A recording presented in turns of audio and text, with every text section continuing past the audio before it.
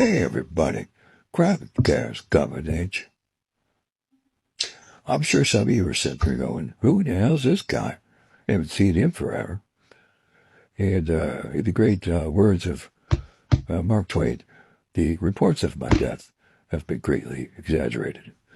So, to tell you that cancer has been a pain in my ass. It is the worst 6 months going on 7 that I've ever had to go through.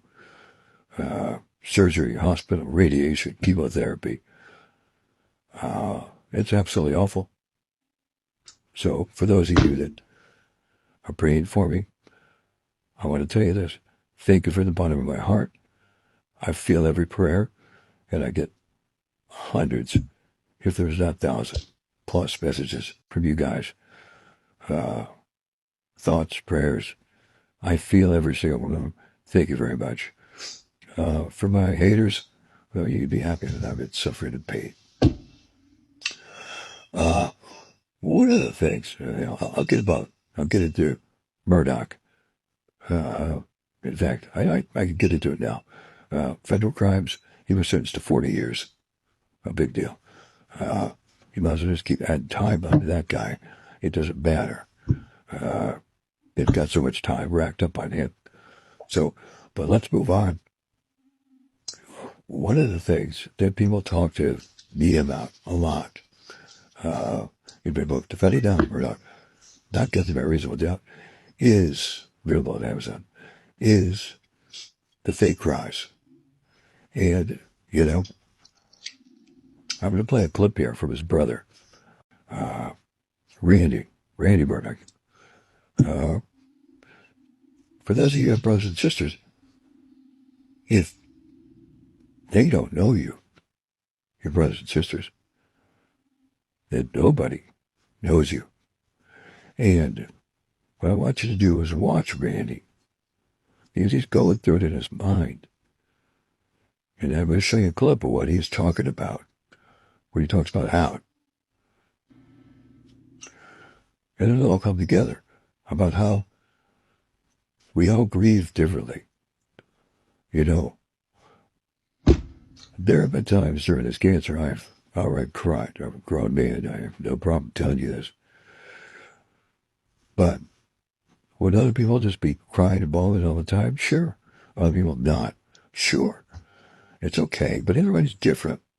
Everybody's not like you or me, or anybody else, or, you know, your mom, your dad, your brother, or your neighbor down the street. So watch Randy. Then we're going to go with Alex. And we'll talk about it right at the end. Crying, or he said it's real bad, or he might have said all of this. Mm-hmm. It was a very frantic, crying, upset, hard to understand, except I could tell that they had been shot and that they might be dead. Mm-hmm. And I remember trying to talk to him and say, Alex, are you okay? And I might have asked him, no, not I might have, I'm going to presume I asked him. No, I know for a fact I asked him because I know his answer. His answer, yes, I've called 911. So I asked him, have you called 911 to know what I needed to do? And he had already called 911. And I asked him somehow or another to find out, you know, are you safe, or is this still going on, or whatnot? And I left that conversation not clear. Yeah. About that. Yep. They are dead, aren't they? Just turn on those. Yes, sir. That's what it looks like. Randy. He's smaller dead.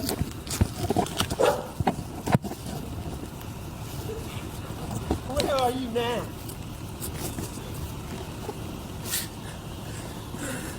All right. Yeah, the police are here now. The police are here now. Affirmative. That's my brother. Okay.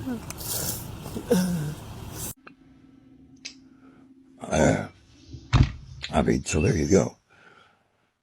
I'm not going to show it, but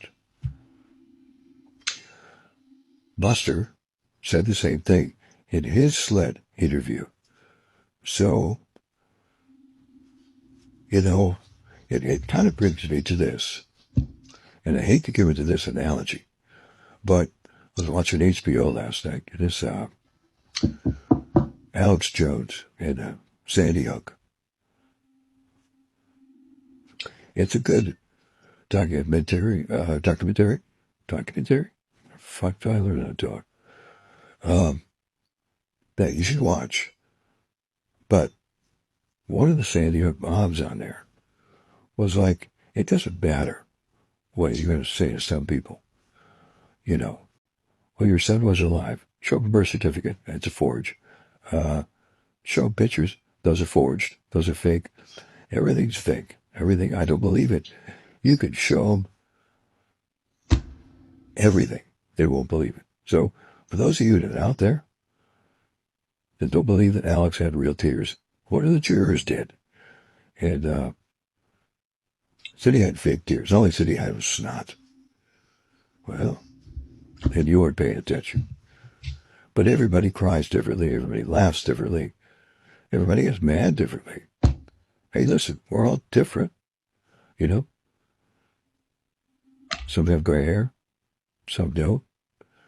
But we're all different. So got to think of that. Keep that in mind. That just because you think it's supposed to be this particular way doesn't mean that for everybody on this friggin' planet it needs to be that way because you think so. It just doesn't make it true. The judge told that to Alex Jones last night on that show. Just because you think it, Mr. Jones, does not make it true. So, that's what I'll leave you on this. Alec did cry. I don't know how I would do it, but it doesn't matter how I would do it. It's how he did it. Randy thought he was genuine and cried. It's his brother, grew up with him. Has seen him cry. His son, although probably has not seen him cry to the extent that maybe his brother did. But when are you going to believe that he was crying over his wife and his son? And to take that just a second step, if you think about how he was crying incessantly, remember when he left Moselle, 907, 908, by just driving. He was calling everybody. Buster, can you imagine talking to Buster for a minute after you just killed his brother and his mom and being completely, hey, Buster, what's going on? Like, how's things? Huh? Okay. And then calling up Chris, and then calling his dad, calling a bunch of people, because there's grade 1 or son. He said, have a user of the phone, kind of like Bill Howard. Is he that good of an actor? Is that what you're trying to tell me? I don't think so. His emotions are raw, and they're instant, and they're genuine, and they're real. And you just can't turn that on and off. I'll talk to you later. I got more coming. We got to talk about murders in South Carolina. Holy shit. We'll keep you updated on Murdaugh. But I've got some murder stuff we're going to talk about. Woo! Crazy. The Comcast got.